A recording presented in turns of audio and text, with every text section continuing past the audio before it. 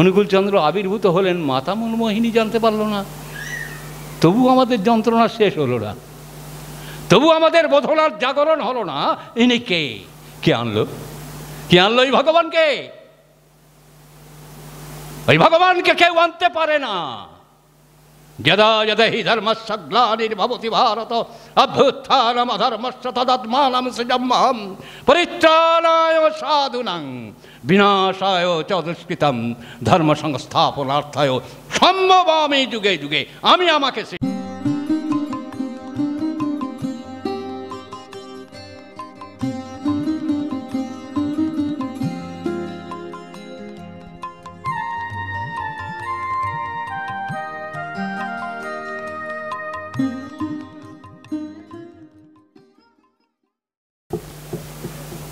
পরম দয়াল ঠাকুর আমার,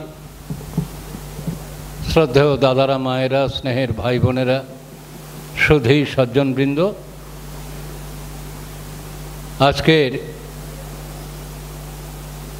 মাতা মনমোহিনীর জন্মদিন উপলক্ষে মায়েরা আজকের একটা মাতৃ উৎসব আরম্ভ করে দিয়েছেন। পরম পুরুষ তিনি আবির্ভূত হয়েছেন। এই পর্যন্ত যতগুলো ভগবান, সমস্ত ভগবানগুলো মাকে প্রতিষ্ঠা করার জন্যেই তাদের আবির্ভাব। যত ভগবান আবির্ভূত হয়েছেন প্রত্যেকে চেয়েছেন মা প্রতিষ্ঠিত হোক। আজকের যে আমরা মা দুর্গার পূজা করি, বাংলা ভারত ছাড়িয়ে সারা বিশ্বের বুকে মা দুর্গার পূজা হয়। এই মা দুর্গার পূজা প্রথমেই আরম্ভ করেছিলেন ব্রহ্মা। মাকে প্রতিষ্ঠা করব, পারেনি। ব্রহ্মাকে অনুসরণ করে নারদ পুজো করেছিলেন, মাকে প্রতিষ্ঠা করব, পারেনি। নারদকে অনুসরণ করে রাজা সুরত এই যে ফাল্গুন মাসে যে বাসন্তী পূজা হয়, ওই মা দুর্গা পূজা করেছিলেন। মা প্রতিষ্ঠা হয়নি। মা প্রতিষ্ঠা কখন হলো? ভগবান শ্রীরামচন্দ্র যখন অকালে মাকে আহ্বান করল, সেই মা দুর্গা কিন্তু আজকের জগতের বুকে প্রতিষ্ঠিত। রামচন্দ্র প্রথম চাইলেন মা প্রতিষ্ঠা করতে। আমরা সব উল্টো বুঝলি রাম, সেটাও ধোপে টেকেনি। ভগবান শ্রীকৃষ্ণ এলেন, তিনিও ঘুরে ফিরে মাকে প্রতিষ্ঠা করতে চাইলেন। তার আমলে যেমন তার গর্ভধারিণী জননী ছিল, তেমন যোগমায়া ছিল। তিনি চেয়েছেন মাকে প্রতিষ্ঠা করি, ধোপে টেকেনি। ক্রাইস্ট এসে আবার এদের আবির্ভাবগুলো কি অপূর্ব দেখেন। রামচন্দ্র যজ্ঞ করতে করতে নাকি যজ্ঞ থেকে আবির্ভূত হয়েছে। তার মানে এই যজ্ঞ মিলনস্থলে স্বামী স্ত্রীর মধ্যে এমন ভাবের সৃষ্টি হয়েছে, সেই ভাব থেকে রামচন্দ্রের আবির্ভাব। বহু ঋষিমণ্ডলীর উপস্থিতিতে, যে আজকে যেমন প্রত্যেকটা পুরুষ এবং নারী, প্রত্যেকটা মায়ের মধ্যে একটা ভাব সৃষ্টি হয়েছে, এমন্তর একটা যজ্ঞের পরিস্থিতিতে মিলনান্তক যোগসূত্র ধরে মা তৈরি হয়েছেন, মায়ের ভাব তৈরি হয়েছে। নইলে দশরথের মতো অমন্তর একটা ব্যক্তিত্বের ঔরসে কখনো ভগবান রামচন্দ্র জন্মায় না। যিনি ঠাকুর বারণ করে দিচ্ছেন, বউ সর্বস্ব হলি যেই শয়তানে তো ধরল সেই। দশরথ হচ্ছে বউ সর্বস্ব ব্যক্তিত্ব, কিন্তু রামচন্দ্র জন্মালেন। তাকে ঋষিরা বললেন অজনী সম্ভবা। প্রথম রামচন্দ্রকে বলা হলো অজনী সম্ভবা।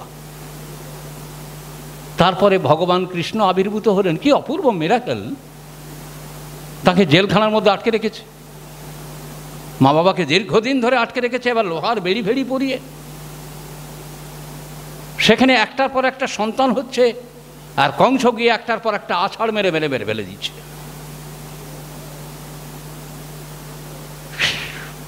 মা সন্তান পাচ্ছে না। এবার যোগমায়া আবির্ভূত হয়েছেন মা রূপে, তাকে আছাড় মারতে গিয়ে হাত থেকে স্লিপ খেয়ে চলে গেছে। সে তখন বলছে তোমারে মারিবে যে গোকুলে বাড়িবে সে। আগে থেকে তিনি প্রবচনটা দিয়ে দিলেন। ভগবান শ্রীকৃষ্ণ আবির্ভূত হলো, মা জানতে পারলো না। আমার মায়েদের কাছে আমার জিজ্ঞাসা, সবচেয়ে সেনজিটিভ জায়গা থেকে যেখানে সন্তান উৎপাদন হচ্ছে মা জানতে পারছে না, তাহলে মা কি হলো? মা জানে না তার গর্ভে সন্তান আসছে। এখানেও সেই একই শব্দ উচ্চারণ হচ্ছে, অজনী সম্ভবা। ভগবান কৃষ্ণ আবির্ভূত হলেন, ওই দৈববাণীতে ভগবান কৃষ্ণকে তার পিতা মাথায় করে নিয়ে অতগুলো সৈন্য সামন্ত শান্তি প্রহরীর মাঝখান থেকে বেরিয়ে চলে যাচ্ছেন, আর মা ঘুমিয়ে কাঁদা। একিরি হয় নাকি?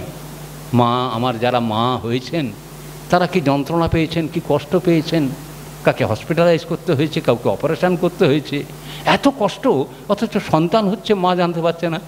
তবুও জিজ্ঞাসা আসছে না কে ইনি, কে? এখানে মার ক্রেডিট না, ওই ভগবান শ্রীকৃষ্ণের ক্রেডিট। এটা কিন্তু কেউ আমরা বিশ্লেষণ করতে পারছি না। ভগবান ক্রাইস্ট আসছেন, তিনি ঘোড়াশালে হচ্ছেন কেন? তার মা ঠিক মতো গিয়ে বেডে গিয়ে শুয়ে টুয়ে সেখানে করতে পারলো না। তার মানে তিনি কাউকে জানান দিয়ে আসেন না, তিনি আবির্ভূত হন কাউকে জানতে দেন না। অনেক বর্ণনা দরকার নেই, ভগবান পুরুষোত্তম অনুকূল চন্দ্র আবির্ভূত হচ্ছেন। চারিদিকে দাই মারার বসে আছেন, রাত জেগে বসে আছেন। মার আপনারা এসব ঘটনা সবাই জানেন। মার 10 মাস পার হলো, 11 মাস পার হলো, 12 মাস পড়েছে, মায়ের পেটে বোধহয় ভূত পেট ইত্যাদি। তা সবাই মায়েরা জাগ্রত হয়ে আছে, প্রদীপ জেলে সবাই জেগে আছে। অনুকূল চন্দ্র আবির্ভূত হলেন, মাতা মনমোহিনী জানতে পারলো না। তবু আমাদের যন্ত্রণা শেষ হলো না, তবু আমাদের বোধনার জাগরণ হলো না। ইনি কে? বাইরের মাঝি মাল্লারা তারা বলছে ওদের বাড়িতে আগুন লেগেছে, এমন দীপ্তি, এমন আলোক বিভা ছড়িয়ে পড়েছে, সমগ্র হিমায়তপুর জুড়ে আলোর বন্যা বয়ে যাচ্ছে। আর সেইটা আলো দেখে বলছে এই আগুন লেগেছে ঠাকুর বাড়িতে। গ্রামের লোক সব কলসি হাঁড়ি করে জল নিয়ে আসছে, যত কাছে আসছে দেখতে দীপ্তি, আলোর বন্যা। মাতা মনমোহিনী ঘুমুচ্ছে। কে আনলো? কে আনলো ওই ভগবানকে? ওই ভগবানকে কেউ আনতে পারে না। যদা যদা হি ধর্মস্য গ্লানির্ভবতি ভারত অভ্যুত্থানম অধর্মস্য তদাত্মানম সৃজম্যহম পরিত্রাণায় সাধুনাং বিনাশায় চ দুষ্কৃতম ধর্ম সংস্থাপনার্থায় সম্ভবামি যুগে যুগে। আমি আমাকে সৃষ্টি করি। আমি বলতে পারবো? আমি জানি কি মরে গেলে আমি বাঁদর হব না, বাঘ হব না, ভাল্লুক হব না, কুত্তা হব? আমি জানি না। আগের জন্মে আমি কে ছিলাম, এই জন্মে আমি কে হলাম, ভবিষ্যতে আমি মানুষ হয়ে জন্মাবো কিনা কোনো গ্যারান্টি নেই। ঠাকুর একদিন বসে আছেন, একটা ছাগল গিয়েছে। ছাগলকে দেখে ঠাকুরের কি আনন্দ, গড়গড়ায় তামুক খাচ্ছেন, মুখটা বাড়িয়ে বলছেন এ আমার হৃদে না। আরে যিনি ঠাকুর রামকৃষ্ণের সারা জীবন গাড়ু গামছা বইলেন, তিনি ছাগল হয়ে পরবর্তী জন্মাবেন। আর কে বলছেন? রামকৃষ্ণের বিবর্তনে, চন্দ্রে বিবর্তনের ধারাবে পুরুষোত্তম শ্রী শ্রী ঠাকুর অনুকূল চন্দ্র আবির্ভূত হয়ে বলছেন এ আমার হৃদে না। জিজ্ঞাসা করা হলো ঠাকুর আপনি কি হৃদে বলছেন কেন? কত বড় একটা সাধক, সারা জীবন ধরে ঠাকুরের এই গাড়ু গামছা বইল, সে ছাগল হবে কেন? বললে ওর মধ্যে অর্থ কামনা বাসনা খুব ছিল। ওর মামাকে বলতো মামা একটু বিভূতি দাও না, যাতে একটু টাকা পয়সা কামাতে পারে। বলে এই লোভ লালসার জন্যে, সমস্ত লোভ লালসার মূর্ত প্রতীক পাঁঠা, ছাগল। তাই ও সাময়িক ছাগল হয়ে জন্মিছে, আমার মোহ ত্যাগ করতে পারিনি, আমাকে দেখতে এসছে। এর পরের জন্মে মহাসিদ্ধ পুরুষ হয়ে জন্মাবে। তাহলে আমি জানি না আমি আজকের কি হব, কি ছিলাম, কি হব। কিন্তু পুরুষোত্তম তিনি জানেন আমি কি হব, আগামী দিনে কি হব। চৈতন্য মহাপ্রভু তার মা সতী দেবীকে বলছেন মা তুই আমাকে ছেড়ে দে, আমি সন্ন্যাসী হব। তুই ভুলে গেছিস মা, তুই কৌশল্যা ছিলিস, আমি রাম। তুই দেবকে ছিলিস, আমি কৃষ্ণ। এই যুগে তুই এসছিস, আমি আবার আসবো তোর কোলে। এই নয়, আরো দুবার আসবো তোর কোলে। কি অপূর্ব! আপনি বলতে পারবেন, আমি বলতে পারবো, কেউ বলতে পারবো? আমি আবার আসবো, আমার মার কাছে আসবো না। আমার মা দেখা গেল কোন সাধনায় কোন টপে চলে গেছেন, আর আমি কোন কুসাধনায় কোন নরকে চলে গেছি। No connection. কেউ কাউকে চিনতে পারবো না। মা যদি মরে যায়, আমিও যদি মরে যাই, দুজনে দুজনে আলাদা হয়ে যাব, কেউ কাউকে চিনতে পারবো না। এইখানেই ঠাকুর বলছেন আমাদের চেনার সুযোগটা কোথায়? ঠাকুর বলছেন স্মৃতিবাহী চেতনা। ঠাকুর ভগবান শ্রীকৃষ্ণ তাঁর অর্জুনকে বলছেন তুমি বহুবার জন্মেছ, আমিও বহুবার জন্মেছি। বহুনি মে ব্যতীতানি জন্মানি তব চার্জুন তনহং বেদ সর্মানি ন ত্বং বেত্থ পরন্তপ। তুমি বহুবার জন্মেছ, আমিও বহুবার জন্মেছি। তোমার মনে নেই, আমার মনে আছে। It is difference in between you and I. এখানে আমাদের সঙ্গে পরম পুরুষের তফাৎ। তাই আমরা সাধারণ পরম পুরুষকে যদি বলি, আচ্ছা আপনাদের প্রশ্ন জাগে না? কালকে আমার স্নেহের আশিস বলছিল হিরণ্যকশিপু একটা অ্যান্টি ঠাকুর, অ্যান্টি ভগবান। তার 4টি ছেলে, অনুল্লাদ, সংলাদ, সব শেষের ছেলে প্রহ্লাদ। 4টি ছেলের মধ্যে প্রহ্লাদ হলো ভগবান ভক্ত, আর 3টে ছেলে হলো কিন্তু সেই দৈত্য দানব। তাহলে খুব কয়াধুর কি খুব ক্রেডিট কাজ করলো? তুমি কেন আর ছেলেগুলো আনলে না এরকম করে প্রহ্লাদ করে? তোমার ক্রেডিটটা কোথায়? আজকের আপনারা যারা ভগবান ভগবান করছেন, অনুকূল অনুকূল করছেন, আপনারা কি জানেন আপনারা কত বড় ভাগ্যবান? আপনাদের মা কত সাধনা করেছিল বলে আজকের আমরা আপনারা সবাই ঠাকুর ঠাকুর করছি। সবাই তো করতে পারছে না, সব মানুষ তো ঠাকুর ঠাকুর করছে না। আমরা তো এত বলছি, ও কত বলল, কত বিশিষ্ট মনীষীদের রেফারেন্স দিল, কিচ্ছু কাজে হবে না। লাখ বললেও কারোর কাজে হবে না। আমার চরিত্র ঠাকুর রঙে রাঙা হয়েছে কি না, আমি তোমার রঙে আমার জীবন চরিত্রকে রঙিন করলাম কিনা, কোনো কমপ্লেক্স নেই। ভারী সুন্দর করে মাধবদা বলছিল গুরুপ্রসাদী পিসিমা। আমি গুরুপ্রসাদী পিসিমার সামনে এই কথাটা বলেছিলাম।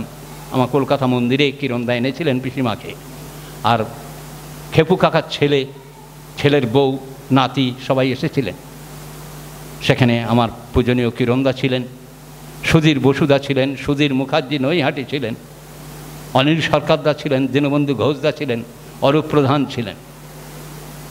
আমি সভা পরিচালনা করছিলাম। সবার শেষে কিরণদা বললেন তুমি একটু বলো। আমি কিরণদা আমি বললে আপনারা খুব বাইরে দেবেন আমারে। পিসিমা বসে আছেন, পিসিমা বলছেন বক্তৃতায়, আমার মা কিন্তু সৎসঙ্গ প্রতিষ্ঠা করেছে। আমার মাথায় একটু চিরিং চিরিং করে উঠল, বুঝলেন। সবাই পিসিমার গলায় গল দিল। অরূপদা বলছেন যে পিসিমা দেখতে অবিকল ঠাকুরের মতো। আমি যখন দেখেছি তখন তাঁর চুল ছিল না, বক্কার চুল, বা মানে ছেলেদের মতো চুল, আর এক সাইড থেকে দেখলে মনে হবে ঠাকুর। ভাই বোন তো, আর যেমন ফর্সা, টকটকে ফর্সা, রূপও বন্যে। তা অরূপদা বর্ণনা দিচ্ছেন, ওনার থুতনিটা দেখে মনে হয় ঠাকুরের মনে পড়ছে, ওনার চোখটা দেখে মনে হচ্ছে ঠাকুরকে মনে পড়ছে, ওনার নাকটা দেখে মনে হচ্ছে ঠাকুরকে মনে পড়ছে। তা আমি বলতে উঠে, আমি তো একটু খিটখিলে লোক, ভালো মানুষ না। হ্যালো অরূপদা, যদি পিসিমাকে দেখে ঠাকুরের মুখখানা মনে পড়ে, তাহলে এতদিন ধরে জন্মালেন ঠাকুরের চরণে, ঠাকুরকে ধরলেন কোথায়? হ্যাঁ, ঠাকুর মুখ মনে পড়ল না। কাউকে দেখে ঠাকুরের মুখ মনে পড়বে, ঠাকুরের মুখ আপনার ভিতর থেকে জাগ্রত হবে। যেই নাম সেই কৃষ্ণ ভজ নিষ্ঠা করি, নামের সহিত আছেন আপনি শ্রীহরি। নামে তিনি মূর্ত হয়ে ওঠেন, নামে তিনি জাগ্রত হয়ে ওঠেন। এখানে যারা উপস্থিত আছেন, ইচ্ছায় অনিচ্ছায় সবার মধ্যে কিন্তু নামের একটা কাজ ক্রিয়া চলছে, প্রত্যেকের মধ্যে তিনি আছেন। এখানে বজ্রাঘাত হবে, কিন্তু এখানে কোনো একটা সৎসঙ্গের কোনো ক্ষতি হবে না। কেন? নাম যখন অ্যাটম বোম ছুড়ে দিয়েছেন ভীষ্ম চ্যালেঞ্জ করে, যে অর্জুন আজকে তুমি রক্ষা করো দেখি তোমার বাহিনীকে।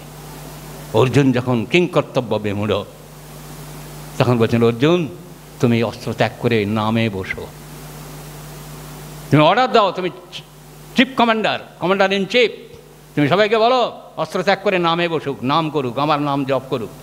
সবাই নাম করছে। ভীম একটু গুঁয়ার, মোটা মানুষ একটু গুঁয়ার হয়। ভীম কিন্তু বলছে হাম নাহি ছেড়েঙ্গে গাদা। ও যখন খুব তড়পাচ্ছে, তখন ওই ব্রহ্মাস্ত্র ওর দিকেই আসছে। ভগবান কৃষ্ণ নেমে গিয়ে ওকে বুকে জাপটে ধরে কোলে বসে আপনি জপেন হরি আপনার নাম। এই নাম জপ করছেন, ইম্পোর্ট করছেন ভীমের মধ্যে। নাম স্পন্দনাত্মক ক্রিয়া ভীমের মধ্যে ক্রিয়া করছে, অ্যাটম বোম এসে ফিরে যাচ্ছে।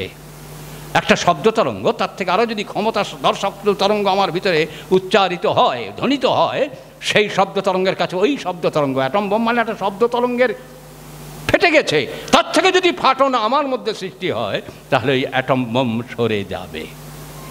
হ্যালো পিসিমা, আপনি বলছেন আপনার মা তৈরি করেছে, আপনি বরদাকে এরকম হাত তুলে নমস্কার করলেন, বরদাকে এরকম প্রণাম করলেন পিসিমা, আর মাতা মনমোহিনীর এই জন্মদিনে তিনি মার কাছে মাথা নত করে প্রণাম করলেন, ওখানে আবার একটু মাথা বিগড়ে গেছে। হ্যাঁ, আপনি মাকে প্রণাম করেছেন ঠিকই আছে, আর বরদা কি এরকম করে প্রণাম করার? বরদা হিসেবেও তো মাথা ঠুকে প্রণাম করতে হয়।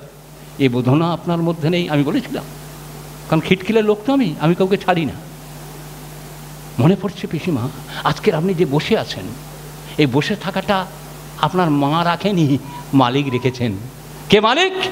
ঠাকুর অনুকূলচন্দ্রের, যেটা মাধবদা বলছিলেন, যখন বড় বড় ডাক্তারদের এনেছেন, অল ইন্ডিয়ার যত বড় বড় ডাক্তারদের এনে ওখানে মেডিকেল বোর্ড বসিয়েছেন, আমার মায়ের মেয়েকে বাঁচাতে হবে। সব ডাক্তার নিদান হেঁকে দিলেন, আজ রাত্রেই এনার শেষ, আর বাঁচবে না। মাতা মনমোহিনীকে বললেন, আর বাঁচবে না আপনার মেয়ে, আমরা নিদান হেঁকে দিলাম। এইবারে মাতা মনমোহিনী মহাসাধিকা, আমার গর্ভধারিণী জননীর দল। আমি জানি না আপনারা যারা এখানে এসেছেন আধ ঘন্টা কে বসে জপ করেন। মাতা মনমোহিনী কেমন সাধিকা জানেন? মাতা মনমোহিনীর আগে অনুকূলচন্দ্রকে কেউ চেনেনি গো। মাতা মনমোহিনীর কাছে একজন বড় সন্ত সাধু এসছেন, এসে বলছেন, শোনো প্রাণায়াম যোগ সাধনা জানো? বললেন, হ্যাঁ আমি জানি না। তাহলে শোনো, এরকম করে প্রাণায়াম করে নাম জপ করতে হয়, করলে 1 ঘন্টা দেখবে তোমার নিঃশ্বাস প্রশ্বাস পড়ছে না। বলে উনি করে দেখালেন, 1 ঘন্টা সত্যি নিঃশ্বাস প্রশ্বাস পড়ছে না। তখন মাতা মনমোহিনী বলছে, আমি তো অত প্রাণায়াম টানায়াম বুঝি না, আমার গুরুর কাছে আমি যে নাম পেয়েছি, আমি একটু নাম জপ করি, আপনি একটু দেখেন। নাম জপে বসেছেন, ওই সাধক নাকের কাছে হাত দিয়ে দেখছে নিঃশ্বাস প্রশ্বাস পড়ছে না। 1 ঘন্টা হয়ে গেছে, নিঃশ্বাস প্রশ্বাস পড়ছে না। 1.5 ঘন্টা হয়ে গেছে, নিঃশ্বাস প্রশ্বাস পড়ছে না। 2 ঘন্টা হয়ে গেছে, নিঃশ্বাস প্রশ্বাস পড়ছে না। 3 ঘন্টা হয়ে গেছে, নিঃশ্বাস প্রশ্বাস পড়ছে না। তখন লুটিয়ে পড়েছে, মা মা তুমি উচ্চ মার্গের সাধিকা, তুমি মহাসাধিকা, মা তুমি মহাসাধিকা। এই মহাসাধিকা চিনতে পেরেছেন তার মালিককে। তার মালিক কে গো? তার মালিক শ্রী শ্রী ঠাকুর অনুকূলচন্দ্র, তাঁর জীবনের উদ্ধাতা, তাঁর জীবনের সাধনার পথিকৃৎ তিনি। কেন? মাতা মনমোহিনী যখন দেহ রেখেছেন, তিনি এসেছেন রাত্রির, নিশুত রাত্রে, গভীর রাত্রে 1টার সময় এসে ঠাকুরকে প্রণাম করছেন। কিশোরী মহারাজ, উনি মহাসিদ্ধ তাপস, উনি দেখতে পেয়েছেন মা তো মরে গেছে, ঘোমটা দিয়ে এসে প্রণাম করছে, তো আমার সেই মা মনমোহিনী।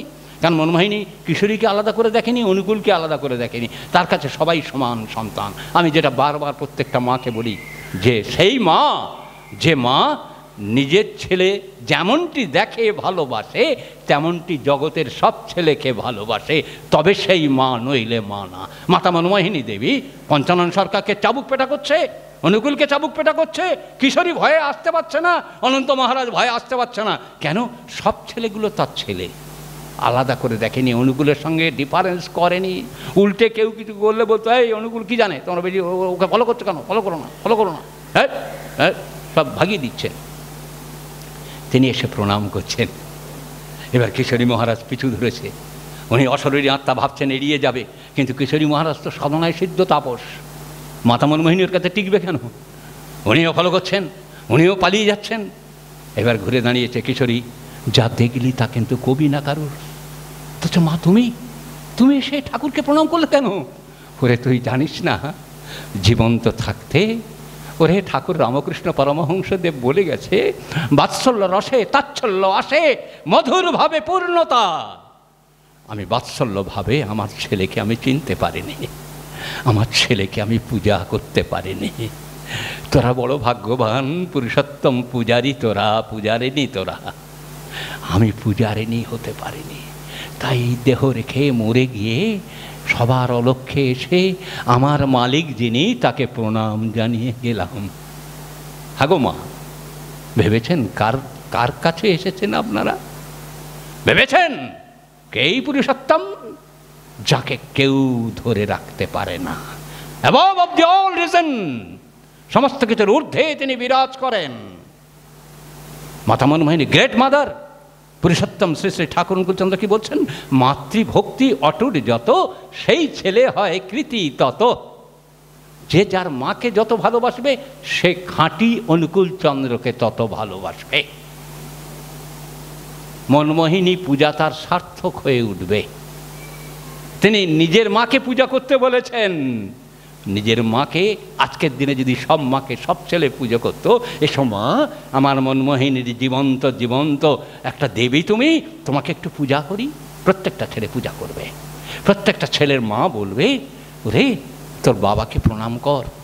গলায় কাপড় দিয়ে বলবে, আমার স্বামী দেবতাই নেই, আমার ইষ্ট দেবতাই নেই, আমার শিবই নেই, আমার শম্ভুই নেই, আমার জগৎ পিতাই নেই, ওরে তোর পিতা আমার পরম স্বামী তিনি, তুই একে প্রণাম কর। এই করে আভূমি লুণ্ঠিত প্রণাম জানিয়ে বলবে, প্রণাম কর। এই প্রণাম শেখাবে। পুরুষোত্তম বলছেন মাতৃভক্তি। বাবাও বলবে, খোকা এই নে একটা টাকা নে, তোর মার চরণতলে দে রে। তোর মা যদি না থাকতো তুই আজকের এই অবয়বে আসতে পারতিস না, এই মানুষ শরীরে আসতে পারতিস না, এর ক্রেডিট তোর মা। পুরুষোত্তম শ্রী শ্রী ঠাকুর অনুকূলচন্দ্র তিনি প্রত্যেকটা ঘরের প্রত্যেকটা মাকে এক একটা মাতা মনমোহিনী দেবী বানাতে চেয়েছেন। প্রত্যেকটা মায়ের ছেলেকে তিনি কি বললেন? কি অপূর্ব সুন্দর, আজ পর্যন্ত কোনো প্রফেট পয়গম্বর বলেননি। আমি জ্ঞান আমার খুব কম, মূর্খ মানুষ, যদি কেউ বলে থাকেন আমাকে একটু রেফারেন্স দেবেন, আমি ধন্য হব, কৃতার্থ হব। পুরুষোত্তম অনুকূলচন্দ্র তিনি বড় করুণভাবে বসে চোখটা ছলো ছলো করে বলছেন, তোমরা এক একটা আমি হয়ে ওঠো।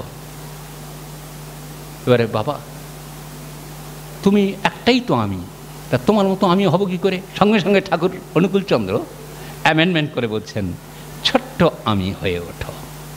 অ্যামেন্ডমেন্ট করলেন, আমি বড় আমি, তোমরা এক একটা ছোট্ট আমি হয়ে ওঠো।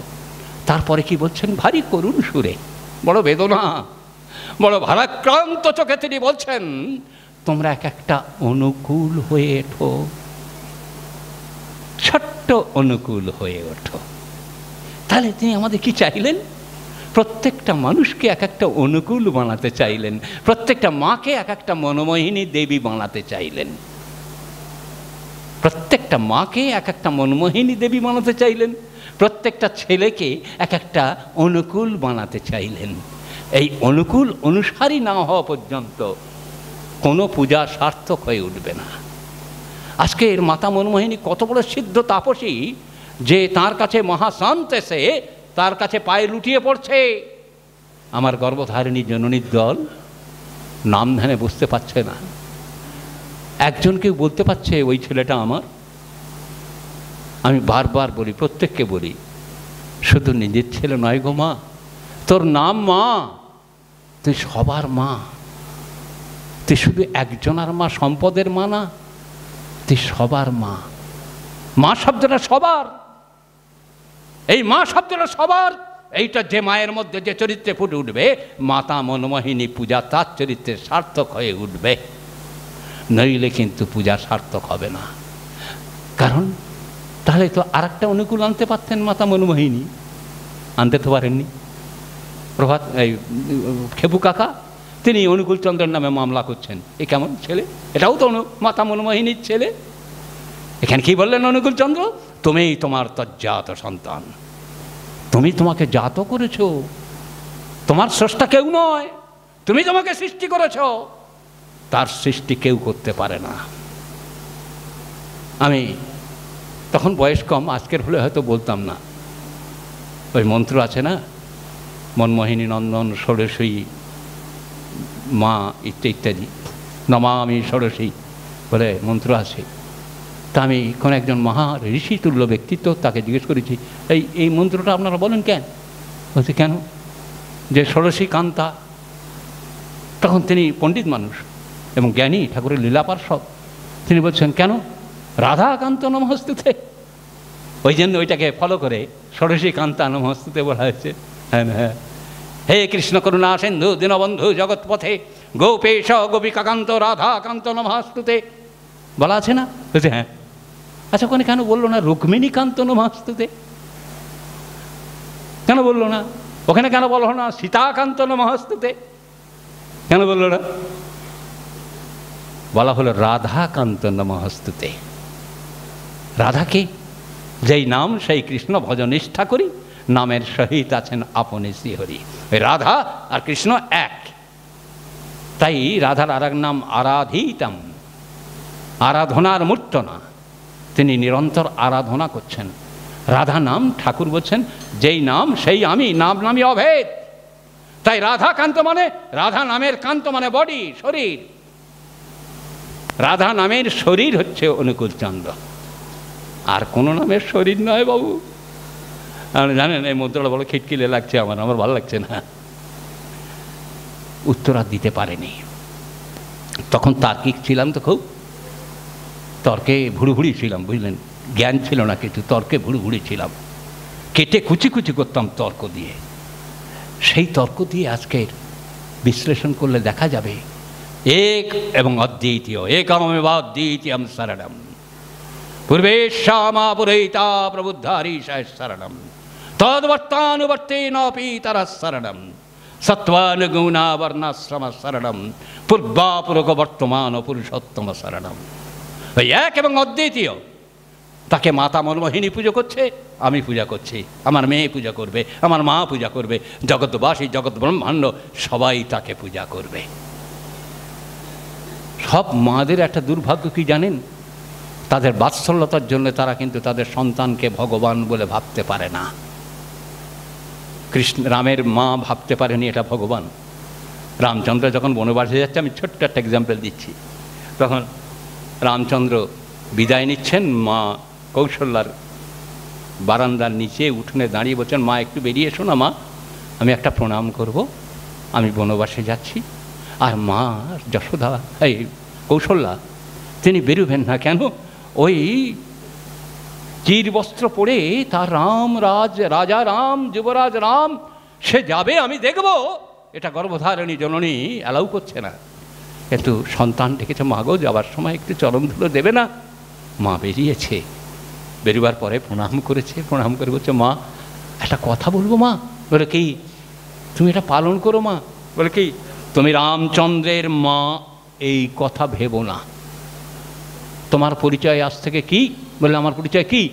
তুমি এই রাজ্যের একজন প্রজা, এই রাজ্যের সম্রাট ভরত, ভরতের রাজ্যের তুমি একজন প্রজা মা। তুমি যদি রামচন্দ্রকে নিয়ে গর্ব করো, তাহলে ভরত হয়তো তোমার প্রতি মেন্টাল টর্চার করতে পারে। ইঙ্গিতে তিনি বলে দিলেন। তিনি কৈকেয়ীকে প্রণাম করলেন, ওকে কিন্তু কিছু বললেন না, কেন ভরতের মা তো। এবার সুমিত্রাকে বলছেন, মা তুমি কিন্তু লক্ষ্মণের মা, রামের মা বলো না, তুমি একজন প্রজা হয়ে কিন্তু এখানে থেকো। এবার সীতা দেবীকে ডাক দিয়েছেন, সীতা তখন যাবে এই কন্ডিশন ছিল না। সীতা দেবীকে ডাক দিয়েছেন, সীতা বলছে কি একবার তোমাকে দেখে যাই।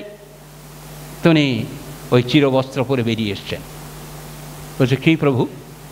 বলছে শোনো, তুমি এখানে বলো না তুমি রামচন্দ্রের স্ত্রী, রাজার স্ত্রী বলো না, তুমি বলবে আমি ভরতের প্রজা। বলে কেন? বললে হীনমন্যতা কাজ করবে, ইনফিরিটি কমপ্লেক্স। প্রত্যেকটা পুরুষের মধ্যে একটা ইনফিরিটি কমপ্লেক্স থাকে। সে বোধহয় মনে করে যে আমি বোধহয় পুরুষ হিসেবে খুব ছোট, তাই তার স্ত্রীকে সন্দেহ করে। তাই শোনো, তোমাকে যদি দেখে যে তুমি রামচন্দ্র করছো, ওর পৌরুষত্বে লেগে যাবে, লেগে গেলে ও তোমাকে কিন্তু ইগনোর করবে, তোমাকে আঘাত দেবে, তোমাকে মেন্টালি টর্চার করবে। তুমি বলবে আমি ভরতের রাজ্যের একজন প্রজা মাত্র। কি সাংঘাতিক সায়েন্সটা বলছেন, পুরুষ পুঙ্গবের সায়েন্সটা কিভাবে বলছেন।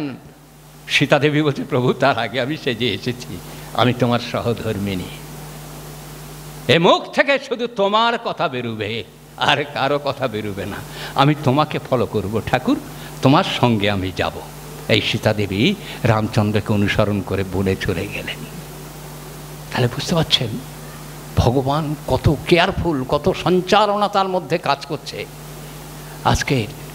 আজকের আমরা সেই সৌভাগ্য নিয়ে এসেছি যে আমাদের প্রত্যেকটা মাকে, আমার সৎসঙ্গের মায়েদের প্রতি আমাদের ছেলেদের যা ভক্তি শ্রদ্ধা পৃথিবীর বুকে আর কারুর বুকে দেখতে পাবেন না। বাবার প্রতি যে ভক্তি শ্রদ্ধা একমাত্র এই সৎসঙ্গীদের মধ্যে সেটা আছে, সেটা শিখেছে অনুকূল চন্দ্রের কাছ থেকে, ঠাকুরের কাছ থেকে। ঠাকুর শিখিয়েছেন তোর মাকে ভালোবাস, তোর মাকে ভালোবাস, তোর মাকে পূজা কর, তোর মা সর্বস্ব, তোর মা সব পারে। বারবার তিনি এই কথাটাই বলছেন। তাই দাদারা আমার, মায়েরা আমার, আজকের ঘরে ঘরে, প্রত্যেকটা ঘরে ওই ছোট ছোট অনুকূল হয়ে উঠুক, প্রত্যেকটা মায়ের মধ্যে মনমোহিনী জাগরণ হোক। সবাইকে দেখে মনে হয় যেন মা, আমার মা আসছে। সব পুরুষ যেন মনে করে আমার মা আসছে। এমনতর চলন যেমন করে ডাকাত গুন্ডা বদমাইশদের সামনে মাতা মনমোহিনী দেবী শূন্য হাতে, খালি হাতে গিয়ে সবার হাত থেকে অস্ত্রগুলো কেড়ে নিচ্ছে। কি ব্যক্তিত্ব, কি সাধনা, কি তপস্যা, কি মাতৃত্ব! সবাই যে তার ছেলে। এই সবাইকে ছেলে হিসেবে যদি রূপ দিতে পারে তবেই তো মাতৃপূজা সার্থক হয়ে উঠবে। আজকের মাতা মনমোহিনীর জন্মদিনে তাঁর চরণে সহস্র সহস্র প্রণাম নিবেদন করে প্রার্থনা করি, মা গো, তোমার এই হাজারো মা যেন তোমার মতো এক একটা মা হয়ে ওঠে। তোমার ছেলে যেমন অনুকূল, এরকম যেন ছোট ছোট অনুকূলের মা হয়ে ওঠে। এই প্রার্থনা আমার প্রিয় পরমের চরণে জানাই। সবাই ছোট ছোট অনুকূলের মা হয়ে উঠুন, সবাই ছোট ছোট অনুকূল হয়ে উঠুন। এই প্রার্থনা আমার প্রিয় পরমের চরণে জানিয়ে আমি আজকের আলোচনা শেষ করছি। জয় গুরু, বন্দে পুরুষোত্তমম। আমার ধ্বনি দে।